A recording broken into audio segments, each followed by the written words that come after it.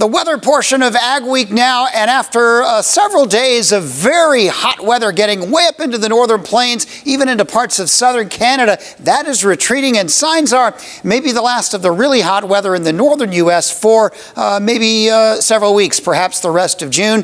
We may get it back, but it's not showing any sign of that for the time being. It is relaxing. Where the heat is going is into the western part of the United States, especially the southwest, but that's the season. June is the season for the really hot temperatures in the desert southwest. There'll be other areas, not as much heat in the middle and not much at all in the eastern part of the Midwest and the northeastern United States. And overall, I'm not saying we're not going to have any storms. That would be a crazy statement. But the storminess that has come with these surges of hot weather into the Great Plains, that's all going to be settling down. So let's look at the pattern. An interesting blocky pattern right now that has the jet stream kind of split into a couple of parts.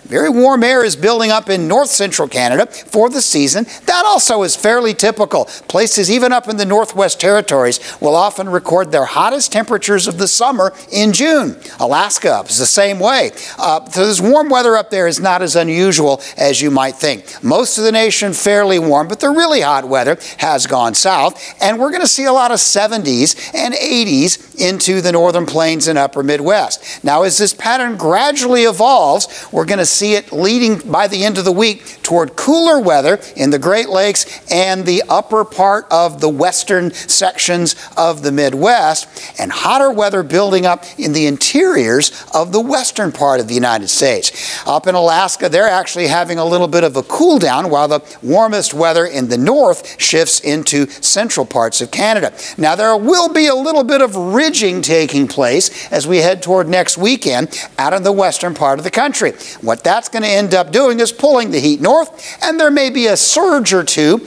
of some 90-degree heat up into the high plains, but it won't be able to stay very long. It looks like in general that western ridge will flatten, and the pattern from west to east across the country will also flatten just a little bit. What does this mean? We're going to see a lot of warm weather, not a lot of hot weather, except down here in the southwest, and eventually some of the southeastern eastern seaboard states will get a few days of fairly warm weather. We may start seeing some hot weather returning to the north by around the 4th of July. That's very iffy. Showers and thunderstorms really concentrated in the deep south this week. The showers and storms will be more scattered across the north, not much rain at all in the western U.S. And the second week, again, we're going to see most of the rain shifting to the Corn Belt sections of the country and the southeast. But at this point, that last part of June, first part of July does not look like we're going to see a lot of excessive rainfall anywhere.